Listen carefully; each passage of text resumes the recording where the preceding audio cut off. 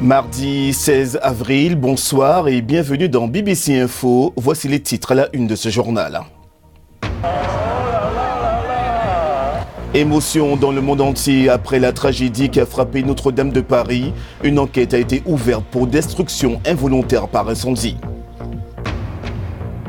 Depuis sa construction il y a plus de 850 ans, Notre-Dame a été témoin de grands événements. Il faudra au moins 15 ans pour reconstruire l'édifice. Et une pluie de stars ce soir sur le football européen avec les deux premiers quarts de finale retour de la Ligue des Champions au programme Pogba, Messi et Ronaldo.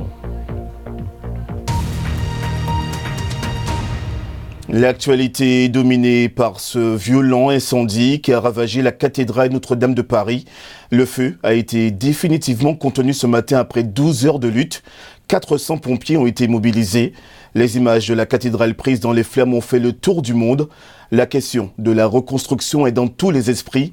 Et déjà, les promesses de dons atteignent des centaines de millions d'euros. Le point sur la situation avec Olivier Weber.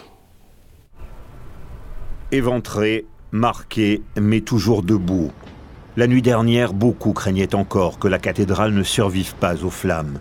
Mais à l'aube, les pompiers annonçaient que le pire avait été évité. L'ensemble du feu est éteint. Le feu s'est déclaré lundi soir vers 19h dans les combles de la cathédrale. Rapidement, les flammes se sont propagées à la charpente en bois. Les télévisions du monde entier ont diffusé en direct ces images, dont un moment symbolique, l'effondrement de la flèche.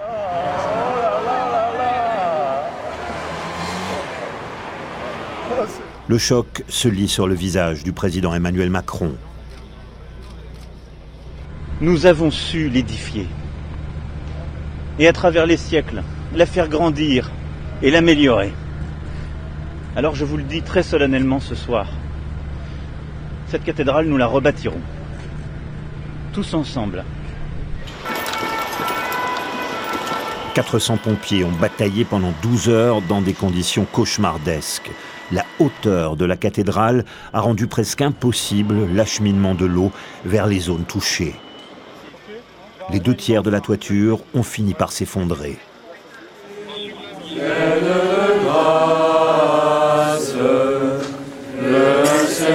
Pendant la nuit, de nombreux Parisiens ont veillé. Il y a, et je vous le redis, des centaines de gens qui sont morts pour construire les cathédrales, que ce soit Notre-Dame ou d'autres cathédrales. Et là, leur mémoire aussi, ça fait mal de voir ça. J'ai fait une élan d'histoire et c'était hyper important pour moi de venir la voir peut-être une dernière fois avant qu'elle soit plus là. Notre-Dame est au cœur de la vie nationale française depuis près de 6 siècles. C'est là que Jeanne d'Arc a été béatifiée ou que Napoléon a été couronné empereur. Aujourd'hui, l'intérieur n'est plus que ruines carbonisées. De nombreux trésors ont pu être évacués, mais la reconstruction prendra des années. À midi, les cloches ont retenti dans toute l'Europe en signe de solidarité. Déjà, les fonds affluent pour la reconstruction. Les plus grosses fortunes de France, les familles Pinault, Arnault ou Bettencourt, ont annoncé des dons dépassant les 600 millions d'euros. L'incendie a aussi bousculé tout l'agenda politique en France, stoppant un plan d'annonce du président Macron lié à la crise des Gilets jaunes. Une longue enquête débute à présent sur les causes exactes de l'incendie. La piste accidentelle est privilégiée. Les soupçons convergent vers le chantier en cours sur le toit de la cathédrale. C'est là que semble avoir démarré le feu. Et il faudra au moins 15 ans, selon les experts, pour reconstruire la cathédrale. Le parquet de Paris a ouvert une enquête pour destruction involontaire par incendie. Le ministre français de l'Intérieur, Christophe Castaner, exclut a priori le motif criminel et met en garde contre toute théorie complotiste. Le procureur de la République a été très clair. Rien ne permet de penser qu'il y aurait une autre cause qu'une cause accidentelle. Mais dans tous les cas, nous avons aujourd'hui près de 50 enquêteurs qui sont mobilisés et nous étudierons tout. Et toute la vérité sera faite. Mais on n'est pas responsable politique quand on se complaît dans le complotisme. De Berlin à Washington, en passant par Londres, Téhéran ou encore le Vatican, les réactions se sont multipliées après l'incendie. L'Afrique n'est pas en reste. L'onde de choc est parvenue jusqu'en République centrafricaine, au Congo ou encore au Sénégal, mais aussi en Côte d'Ivoire. Voici quelques réactions de fidèles recueillis à Abidjan.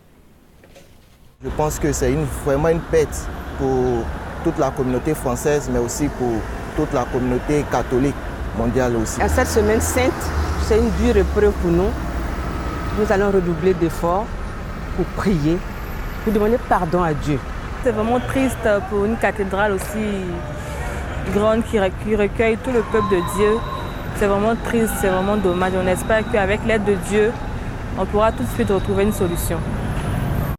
14 millions de visiteurs l'an dernier sont venus admirer la flèche de Notre-Dame qui pointait vers les cieux. Les vitraux de ses rosaces et ses fameuses gargouilles. Retour sur l'histoire de la cathédrale la plus célèbre du monde, depuis sa construction au XIIe siècle jusqu'aux travaux de rénovation lancés il y a 2 ans. Lamine Noureddine Konkobo. Notre-Dame offrait de Paris un spectacle qui semblait plonger dans l'éternité. Le monument a été témoin d'une succession de règnes de rois, d'empereurs et de puissants cardinaux. La cathédrale a poussé de sa fondation il y a plus de 800 ans, à une époque où les rois s'octroyaient des droits divins sur leur sujet, une époque où des cathédrales grandioses en pierre et en vitrail de décoration étaient érigées pour qu'elles s'élancent vers le ciel, symbolique d'une recherche du sublime. C'est vraiment un désastre culturel, pour nous tous, pas seulement pour les Français. Un désastre qui a une portée européenne. Paris a été au centre de l'architecture gothique des XIe et XIIe siècles. Cela a influencé beaucoup d'édifices en Angleterre, dont l'abbaye de Westminster et toutes les cathédrales construites par la suite. Notre-Dame a survécu aux guerres religieuses dévastatrices d'Europe. Elle a survécu aux affres de la Révolution. C'était le théâtre d'outrages démesurés aussi. C'est ici que Napoléon a été couronné empereur par le pape. À la fin de la Seconde Guerre mondiale, les carillons de Notre-Dame sonnèrent la fin du conflit, la fin de l'occupation. La gloire de la cathédrale est source de fierté pour les Parisiens. J'exprime mon immense chagrin, ma peine infinie devant cette catastrophe qui tombe sur Notre-Dame. J'habite sur le quai depuis plus de 60 ans. Mes 3 enfants ont été baptisés à Notre-Dame. La crainte d'un incendie ravageur a toujours plané sur Notre-Dame. Ici, au milieu des années 30, la brigade des sapeurs-pompiers de Paris, un exercice de simulation incendie à la cathédrale. Finalement, le feu tant redouté ne sévira que maintenant, dans cette ère moderne, à l'occasion d'une rénovation. Il y a seulement une semaine, ces statues ont été déplacées en lieu sûr en attendant la fin des travaux. Un hasard tout à fait heureux. Avec Notre-Dame recouverte de suie aujourd'hui, Paris porte le deuil d'une ville inconsolable, une ville mutilée d'un de ses repères essentiels. Monument central de Paris, la cathédrale est étroitement liée à l'histoire de France, comme vous venez de le voir. Elle renferme d'innombrables trésors accumulés au fil des siècles. Le bilan matériel reste encore flou, mais certaines reliques ont pu être sauvées, comme nous l'explique Claire René Mendy. Après le choc de l'incendie, voici l'heure du bilan. Que reste-t-il de la cathédrale ? Malgré la catastrophe d'hier soir, l'essentiel de la structure de Notre-Dame, 800 ans d'histoire, semble intact. Hier nuit, c'était la course contre la montre. De nombreux trésors de la cathédrale ont pu être sauvés au moment même où l'incendie s'est déclaré. Notamment la sainte couronne d'épines que Jésus aurait portée pendant sa crucifixion. Une tunique du XIIIe siècle portée par Louis IX, le seul roi de France canonisé. Une Madone et un enfant du XIVe siècle. Pour le reste du trésor, ils vont être mis en sécurité au Louvre dès aujourd'hui ou demain, le plus rapidement possible. En ce qui concerne les peintures, les grandes peintures, notamment les mets de Notre-Dame, celles-ci pourront être retirées de Notre-Dame à partir vraisemblablement de vendredi matin. A priori, il n'y a pas de dommages. Que reste-t-il des 3 célèbres rosaces de Notre-Dame ? Ce matin, les pompiers ont apporté un soin particulier. Selon le rapport d'hier soir, le plomb avait fondu et les vitraux explosé. La rosace ouest ne semble pas être endommagée, mais sa structure est très complexe. Il faudra attendre pour évaluer les dégâts. The South Rose window was given by Louis IX La rosace sud a été donnée par Louis IX vers 1260. Elle représentait des scènes de la vie du Christ. Une merveilleuse pièce du XIIIe siècle. Elle faisait partie des plus belles rosaces et des plus beaux vitraux de l'Europe médiévale. Il faudra peut-être déposer le grand orgue avec ses 8000 tuyaux qui vient d'être restauré mais date de l'époque médiévale si la structure du bâtiment menace. Notre-Dame est au cœur de la vie française depuis près de 1000 ans. Elle va fermer ses portes, évaluer les dégâts et entamer un long processus de restauration. Le reste de l'actualité africaine en bref et en images.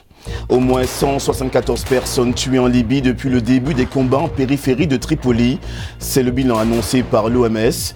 Les forces du maréchal Khalifa Haftar ont attaqué la ville il y a 11 jours, mais se heurtent aux milices soutenant le gouvernement. Le Conseil de sécurité de l'ONU se réunit ce soir pour examiner une résolution de cessez-le-feu. Les étudiants algériens à nouveau dans la rue, ils étaient des milliers aujourd'hui à Alger malgré un important dispositif policier. Les contestataires réclament le départ de toutes les figures du régime. L'une d'entre elles, Tayeb Belaïz, président du Conseil constitutionnel, a annoncé sa démission. La contestation qui ne faiblit pas non plus au Soudan. Les manifestants réclament la dissolution du Conseil militaire de transition pour le remplacer par un pouvoir civil. Une concession aujourd'hui des militaires au pouvoir. Ils ont limogé le procureur général, un proche de l'ex-président Omar el-Béchir. Le Parlement égyptien a voté un changement de la Constitution qui permettra au président Abdel Fattah al-Sisi de prolonger sa présidence. La réforme rallonge la durée des mandats et autorise un troisième mandat. En théorie, le président Sisi pourra rester au pouvoir jusqu'en 2030. C'est le moment de parler sport dans BBC Info avec Emmanuel Coste. Emmanuel, bonsoir. Bonsoir Nicolas. Ligue des champions, vous l'avez dit en titre, le Barça favori, mais les Red Devils sont en quête d'un nouvel exploit. À quoi faut-il s'attendre ? Peut-être à un nouveau miracle, comme il y a 20 ans en finale de la Ligue des champions contre le Bayern Munich. Lorsque Manchester United avait renversé la vapeur en fin de match et dans le temps additionnel débordant son adversaire, c'était au Camp Nou de Barcelone. Un certain Sheringham et un certain Solskjaer avaient marqué ce soir-là. Et Solskjaer portait le maillot numéro 20. Alors est-ce un présage 20 ans après ? Peut-être. En tout cas, vous l'avez dit, pour être un petit peu plus réaliste quand même, le Barça est en ballottage favorable pour avoir pris l'avantage à l'Old Trafford 1-0 la semaine dernière. Mais sait-on jamais si Pogba et les siens marquent très vite dans ce match ce soir, qui sera joué à partir de 19h GMT, je le précise, eh bien, peut-être que le Barça aura la pression et ça pourrait jouer en faveur de Manchester United. Ça pourrait jouer. Autre match disputé simultanément, toujours en quart de finale. Retour de cette C1 ce soir, toujours à partir de 19h GMT. Juventus de Turin, Ajax d'Amsterdam. Là, le score est de 1 but partout. Un certain Cristiano Ronaldo avait marqué le but à Amsterdam, comme il en avait marqué 3 atomisant l'Atlético Madrid en huitième de finale retour.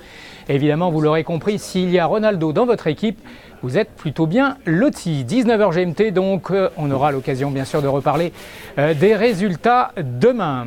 Et puis, je vous parlais peut-être d'un comeback pour Man United. Il y en a eu un hier soir en NBA, en basketball. Le plus important comeback de l'histoire des playoffs de la NBA, puisque les Clippers de Los Angeles sont allés battre Golden State, le tenant du trophée, 135-131. Mais figurez-vous qu'à un moment, au troisième quart-temps, les Clippers étaient menés de 31 points. Ça ne s'invente pas, ils ont gagné avec 4 points d'avance. Vous l'aurez compris, c'était un match, Nicolas, renversant. Merci Emmanuel. On se quitte avec des images assez incroyables. L'aéroport de Singapour a dévoilé un nouveau complexe avec des jardins et surtout une cascade intérieure de 40 mètres s'écoulant d'un dôme de verre et d'acier.